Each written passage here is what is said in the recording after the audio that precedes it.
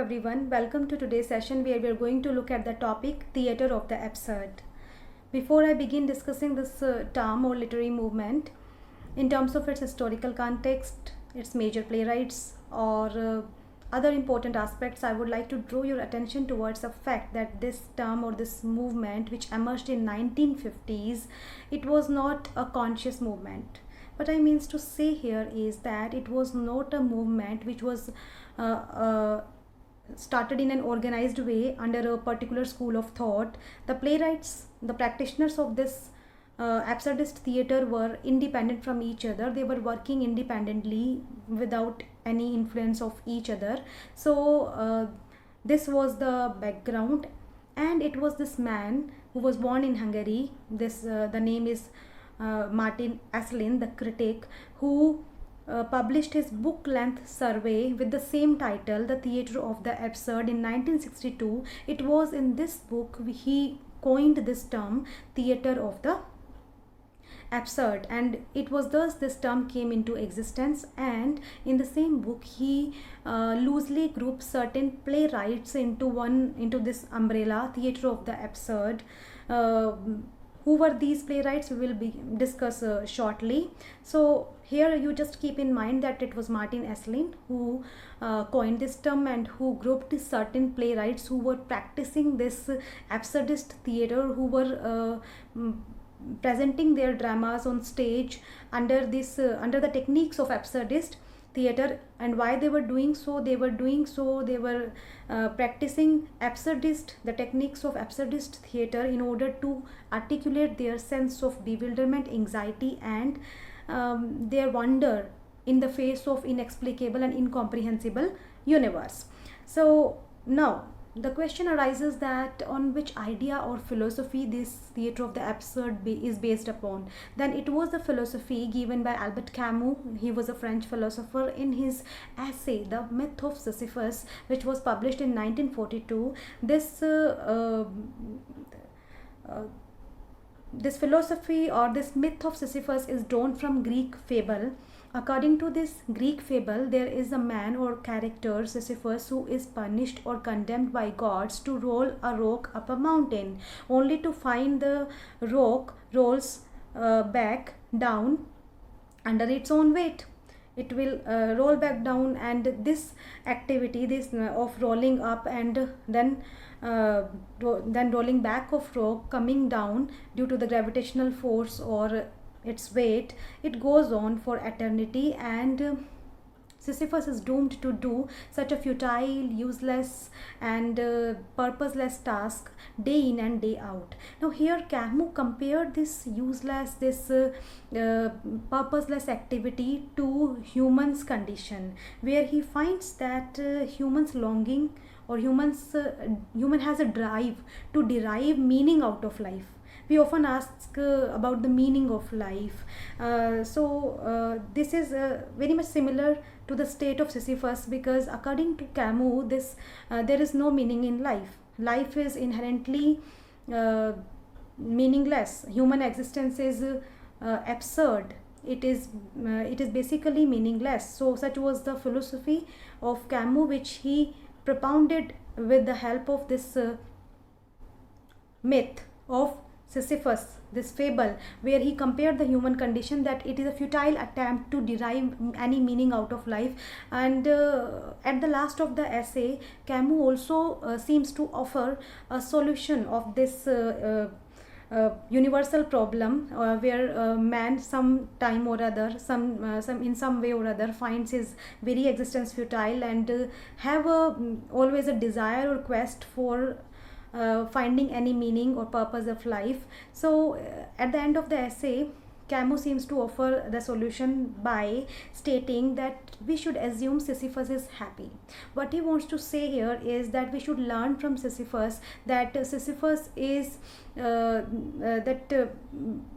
happy, still happy, because on the face of his useless and purposeless activity, Sisyphus seems to acknowledge and fully recognize the pointlessness and futility of his task. But then too, instead of giving up or committing suicide, he chooses to continue his activity, and and he embraces the absurdity of his activity with his whole heart. And in the same way, man should also emulate Sisyphus, that he should embrace the absurdity, he should understand the understanding of the absurdity of life, and he should embrace that life is absurd, it has no meaning at all. So it is futile to derive any meaning. Rather than we should accept that life is absurd, it has no meaning, and leave with this understanding that life is totally absurd, so there is no purpose or no use of finding any meaning in this life. So such was the idea of absurd, which was popularized by Camus in 1942. And it was this philosophy or this idea on which this theater of the absurd is based upon. And in 1942 the idea was propounded, and it was in later 1950s and early 1960s this theater of the absurd or absurdist theater came into existence, or the practice was going on. And in 1962, Martin Aslin, the critic from Hungary, he clubbed, or he grouped certain writers under this label, theater of the absurd. In his book Theater of the Absurd in 1962, Martin Aslin grouped or considered these four writers the leaders of this movement. These four writers were Samuel Beckett, Eugene Ionesco, Arthur Adamov, and Jean Genet. Later, Harold Pinter were also included in this group, and some of the works of Tom Stoppard, Edward Albee, Jean Tardieu were also classified belonging to this group. And there is one interesting thing to note, that these writers or these practitioners of absurdist theater did not find themselves comfortable in labeling them as as theater of the absurd. Rather, they preferred to use this term in the context of their practices, the term anti-theater or new theater. So they preferred this term than theater of the absurd.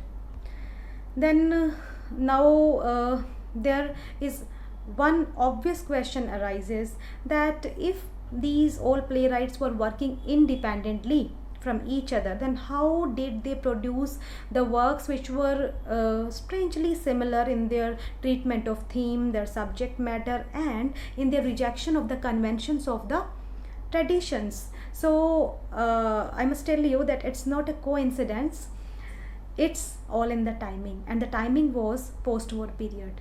The time frame when these writers were practicing this genre or this term or this technique, theater of the absurd, it was the time after two world wars. We can say theater of the absurd was born from the ashes of post-war or two world wars, which the time which was also considered as an era of spiritual emptiness. It was reflecting this drama, this play or this movement was through the theater was reflecting an era of spiritual emptiness.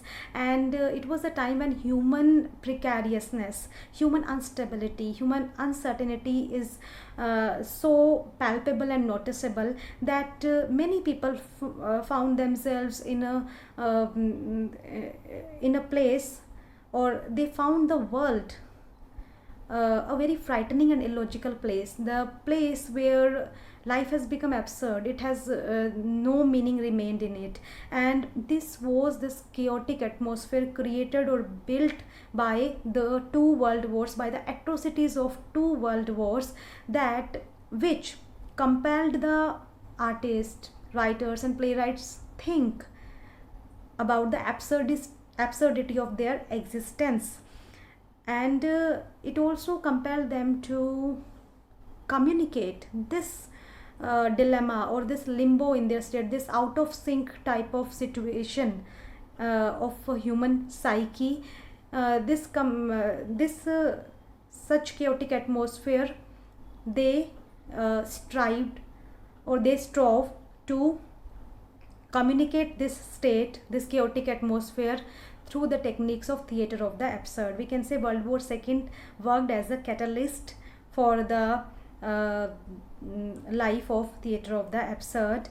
And we should also note that this was the time when world was under, even after World War ends, two World War or Second World War ends, but then two World Wars, all the humanity was under the constant threat of nuclear annihilation. So on the whole, there was feelings of loss, purposeless, and bewilderment were prevalent. Such feelings were so rampant in the psyche that every man was facing a dilemma in uh, his or her own way.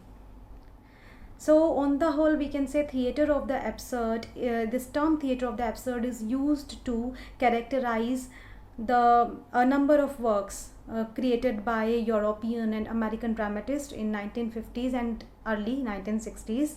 And if I read the statements, the first one goes thus in reference to the theater of the absurd is that after Holocaust and World War II, world appeared chaotic and meaningless. This is we can say summary or a very short capsule whatever we have discussed till now. New genre emerged in France. Which genre? The idea of absurd, propounded by the French philosopher Albert Camus. And this is something important which we should discuss here, that the word absurd should not be taken here in its literal sense. The word absurd, in literally we take it as ridiculous, but in the context of theater of the absurd, the word absurd is something which is out of harmony, out of sync. When people find themselves out of sync, and when people find out of disorder everywhere, in terms of their relationship with others or their surroundings. And one more important thing, that theater of the absurd doesn't provide or doesn't seek to provide any kind of solution to the futility of human existence. Rather, it reminds man again and again that that life is totally absurd and meaningless. We can say that theater of the absurd strives to demonstrate illogicality and absurdity of human existence, that's all, rather than offering any solution, which makes it a little distinct from Camus' philosophy, where Camus strives to offer a kind of solution by emulating Sisyphus, by emulating the positive outlook of Sisyphus, whereas theater of the absurd ends in a state where, when the plays under theater of the absurd ends in a bewilderment, in an anxious mode, in a state, it leaves the audience in a state of bewilderment. Disjointedness is felt after witnessing or after watching such plays. And the last one expressed an inability to make sense of human actions, choices, and life itself. So it is already told that the nonsensicality, the meaninglessness, the purposelessness, the uselessness of human existence was the main themes of this genre. Then if we see the definition given by Merriam-Webster dictionary, and it will help you in making out or in getting a crisp and clear definition of this term.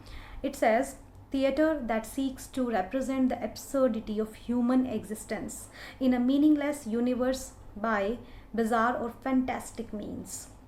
So for the better understanding, I have taken here one of the best known plays of absurdist theater is Waiting for Godot, which was written by Samuel Beckett. Samuel Beckett, as you know, that he is one of the chief practitioners of this genre.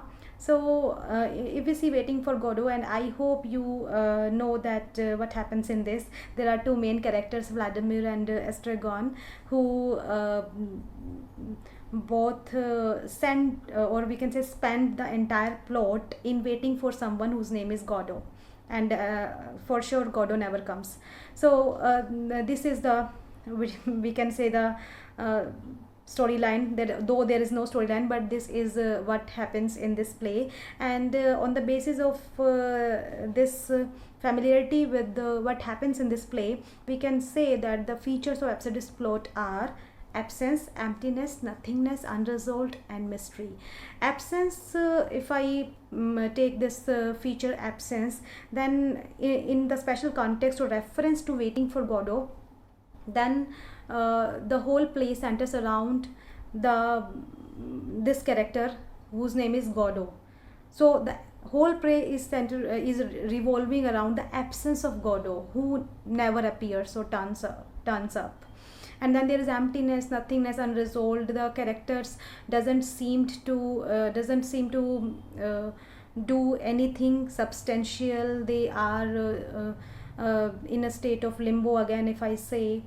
And we can say that with the help of Waiting for Godot, we can say this, that absurdist plays uh, doesn't operate action on the basis of action.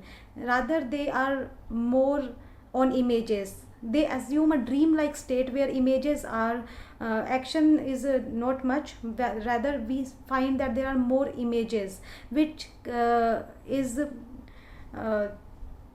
very much close to the psychic undergoings of any person. So we can say that Theatre of the Absurd was an attempt to convey or to articulate the traumatic life or the trauma felt by the then people who have experienced something they have never experienced before. So this was a very different and distinct experience in the lives of the people after two world wars. So that's why there is a sense of emptiness, nothingness, and unresolution on the face of absurdity of life, and mysteries in almost all the absurdist plays. We also find that there is a menace, always a threaten. There is always a something fear from outside force, which is a mystery. Nobody knows what is that outside force, but there is always a fear inherent in the psyche of the people,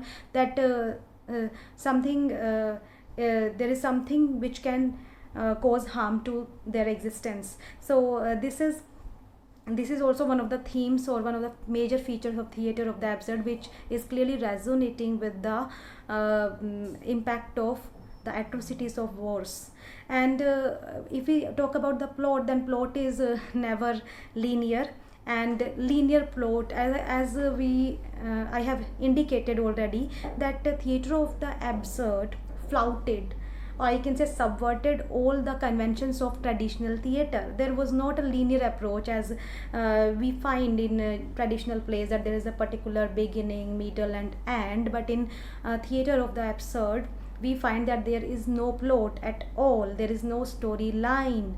Rather, there is just the play. We can say in many of the plays we find that the play ends from where the play begins. The play ends at the same point, means without any climax or resolution. We can say repetition and the continuity of repetition, we can say, and the routine keeps on moving. Routine and repetition keeps on moving. So in that sense, the plot is cyclic as well. Cyclic, that the play ends from where the play begins, and the linear approach is abundant totally in the favor of non-linear approach.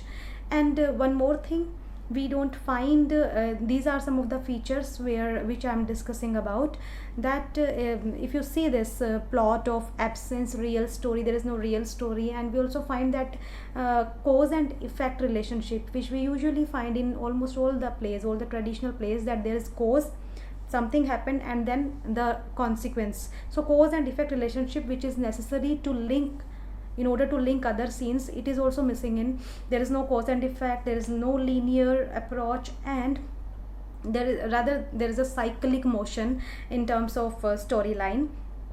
And we also find a vagueness, a kind of vagueness in the treatment of theme, because absurdist, it was the idea of absurdist that there is no time, place, and characters, because there is no past and future. It is only the present which repeats again and again. So we find vagueness. There is no clear cut time frame or place or characters. And rootlessness, as we have already discussed, that the meaninglessness of one's existence. And there are many other things like dialogue, narrative, narration, and we find in terms of dialogue or the communication, the characters converse with each other by repetitive dialogues, and the communication is almost baffled. We feel baffled by reading or by witnessing the communication they do with each other in Theatre of the Absurd, because uh, uh, what uh, what the practitioners of Theatre of the Absurd portrays uh, by giving us so many repetitions of the same phrase, they want to say that the language has lost its denotative meaning, and there is the language is just now creating misunderstanding among people. So such is the treatment of language, and they did it so deliberately because after the World War, the experience was such a shocking and jolting that the people were so shocked that they found no words. They lost, they fall short of their words in order to articulate this new experience of bafflement, this trauma of life after the atrocities of World War, as I have already told. So these are some of the major features of the Theatre of the Absurd, and here I have listed some of the major playwrights of Theatre of the Absurd which you must go through. I encourage you, but with the caveat, I want to recommend these playwrights. The caveat is that you are not going to get any newer perspectives or insights after reading these plays. You will find you will be left after reading or after witnessing these plays. You will be left with the feeling of disjointment, sense of estrangement, alienation. You will find yourself in a state of a certain kind of absurdity. That's why this absurdist theater came into existence, to convey this feeling of absurdity. uh, so this such kind of experience you might experience. These are the major playwrights. So we can say that absurdist theaters demonstrates the absurdity and illogicality of life without striving or without any extra effort to provide any solution to the futility of life. And some of the, and I must tell you that later 1960s, this absurdist theater loses or fades away. It was not in much vogue, but some of the techniques and practices are still practiced in modern theater. So that's all for today. With this, I come to the end of this session. Thank you for your attention.